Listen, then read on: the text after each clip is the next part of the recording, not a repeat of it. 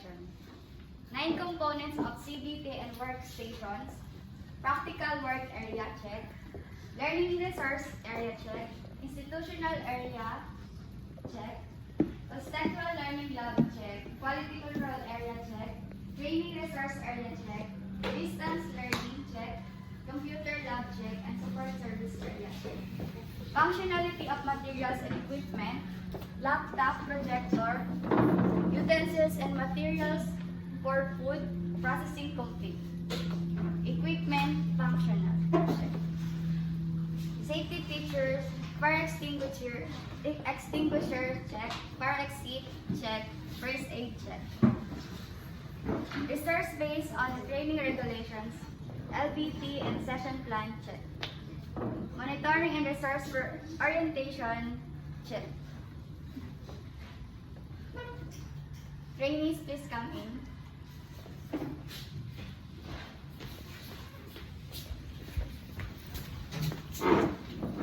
Good morning. Welcome to Bataan Peninsula State University trainees. I am Joyce, your trainee for food processing NC2. Just to inform you, we are TESDA accredited training center for food processing NC2. We will be together for 100 hours. Before we start, may I request everybody to stand up for our prayer. Okay, Amy. So we have 2 enrollees. I have here the attendance sheet. So as I call your name, can you raise your hand and sign the attendance sheet? Miss Jo. Miss Crystal.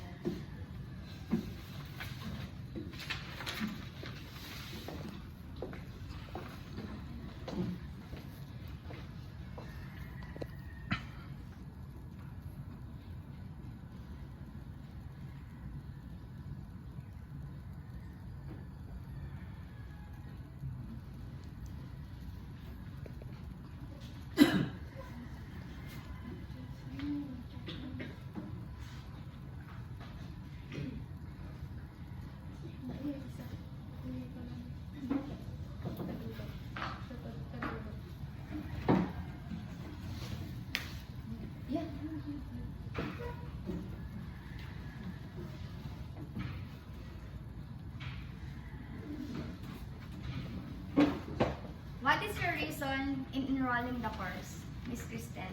To expand my knowledge and skills in food processing. Qualification cluster overview. Basic common core.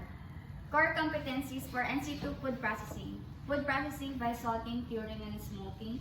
Processed food by fermentation and pickling. Processed food by sugar concentration. Processed food by drying and dehydration.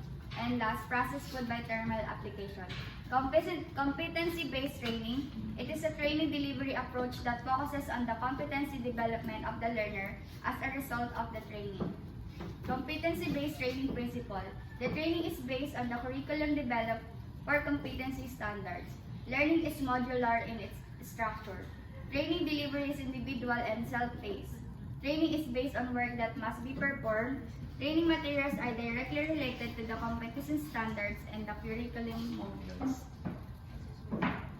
Assessment is based on the collection of evidence of the performer of work to the industry required standard.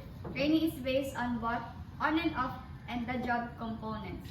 Allow for recognition of prior learning, RPL, or current competencies. Training allows multiple entry and exit. Approved training programs are nationally accredited. Training methodology. Dimension of competency, task skill, task management skills, contingency management skills, job role environment. Assessment methodology, demonstration, written test, oral questioning.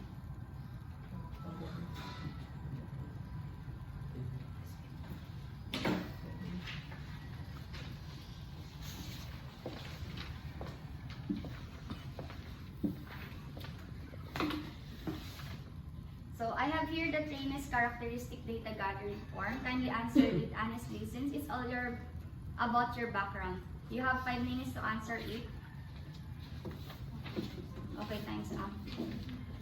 Now, we will have a pre-test and self-assessment checklist. Don't worry, since the pre-test is not recorded, this is only to measure your knowledge on the qualification and for self-assessment checklist. This is only to evaluate your prior knowledge and the competency and to determine your training needs.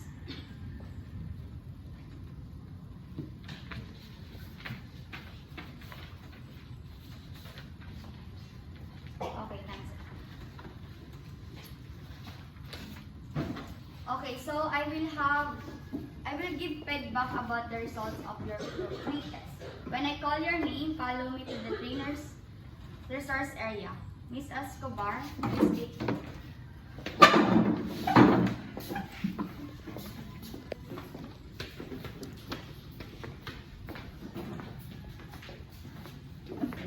Stay here.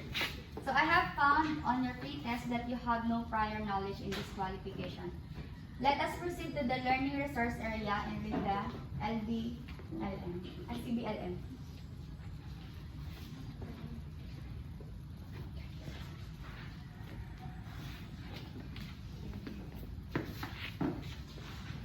So you have 1 hour to read the information sheet.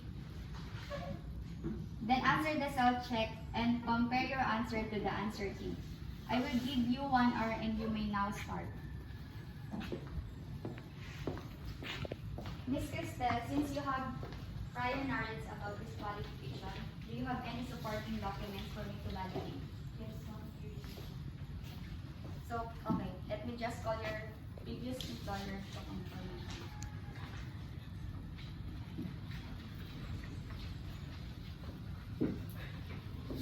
Hello? Is this National Food Corporation? I am Joyce from TESDA. I just want to confirm if Miss Cristel document is valid. Okay, thank you. Okay, Miss Cristel, I have confirmed that your supporting document is valid. So let's do the demonstration and oral questioning to assess your prior knowledge. Let's proceed to the practical work area.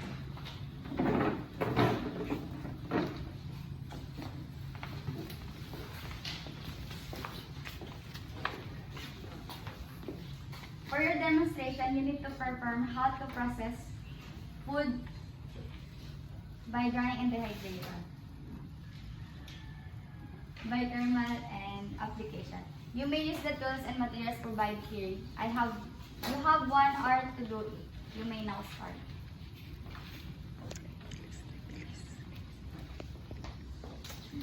Okay, time's up. Can you take out first the hairnet and apron? For the oral questioning, Ms. Cristel, what is the necessary tools for you to do thermal application and what is the importance of it? The necessary tools are vacuum, food dehydrator, and air dry. While the importance of drying process food is to remove the moisture from the food so that the bacteria, yeast, and molds cannot grow and spoil the food. Thank you very much for your cooperation. Now, let us go back to the institutional assessment area to keep your feedback.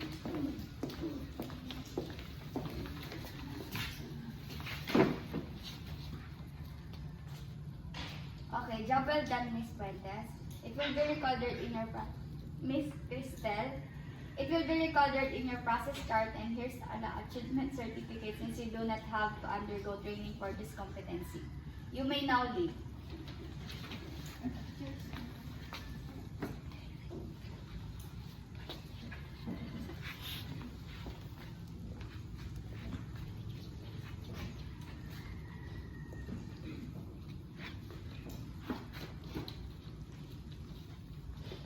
Okay, Miss Gopi, are you done? Yes, ma'am. Okay, may I have the beeper?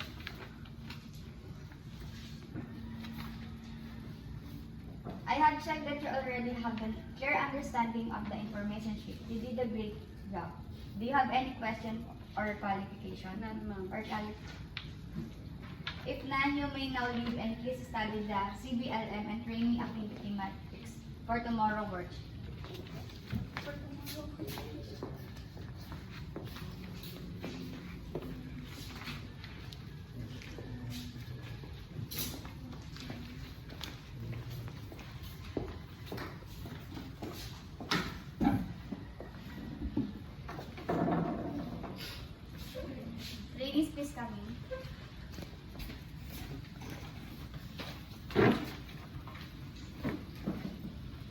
after this now.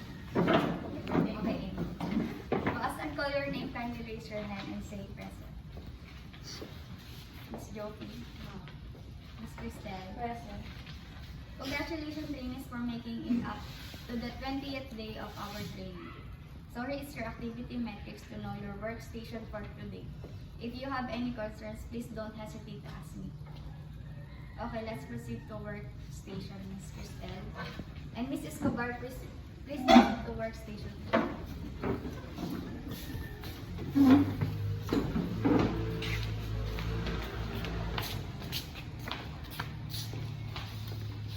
Okay, Miss Cristel, what competency are you going to do?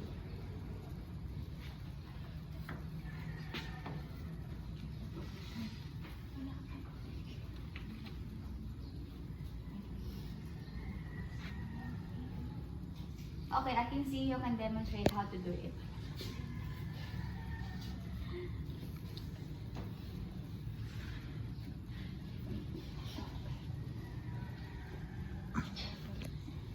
Very good, but to show you the proper way of dehydrating, let me demonstrate it to you.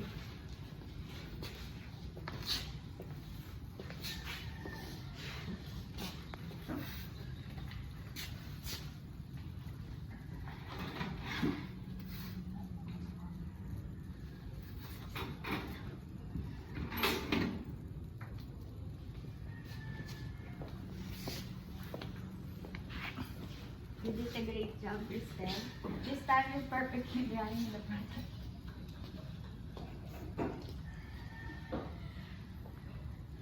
Miss Escobar, what competency are you going to do?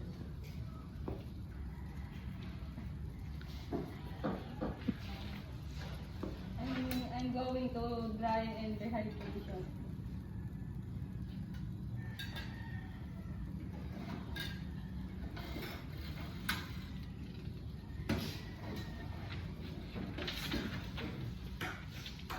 Okay, you do it well, but to show you the proper way of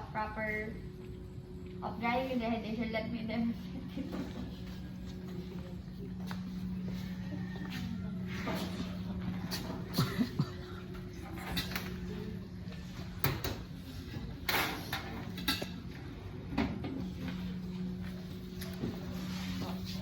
You did excellent, Miss Joki.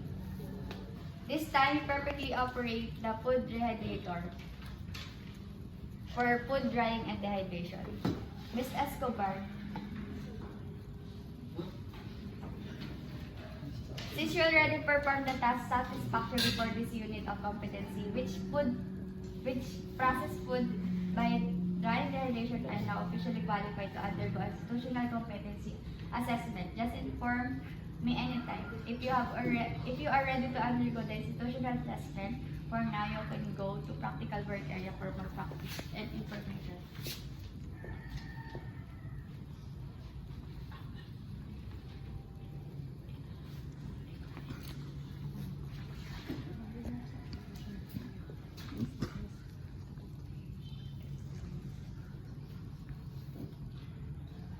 If we now go back to institutional for the oral questioning, do you have any questions or knowledge?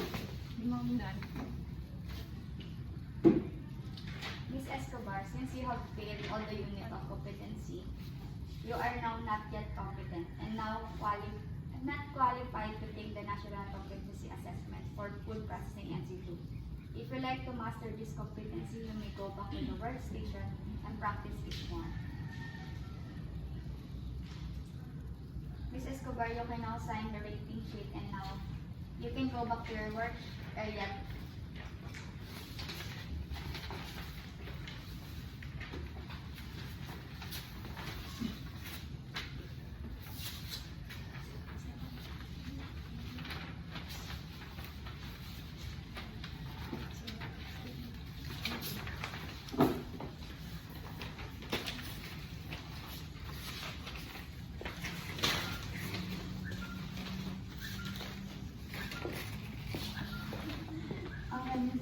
Since you have performed satisfactorily the demonstration, will cover all the practical points in performance criteria checklist.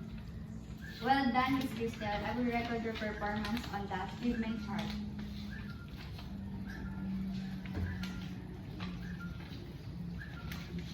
The purpose of assessment methods is to define the nature of the assessor actions and include examine, interview, and to the test. Well, the process assessment is the basis for making inference about the learning and development of the training. We can now go back to instructional for the oral questioning.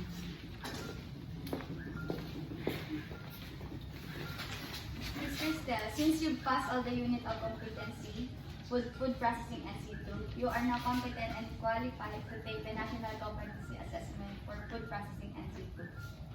Ms. Cristel, you can now sign the rating sheet and you can now go back to work area to practice more skills. Ms. Cristel,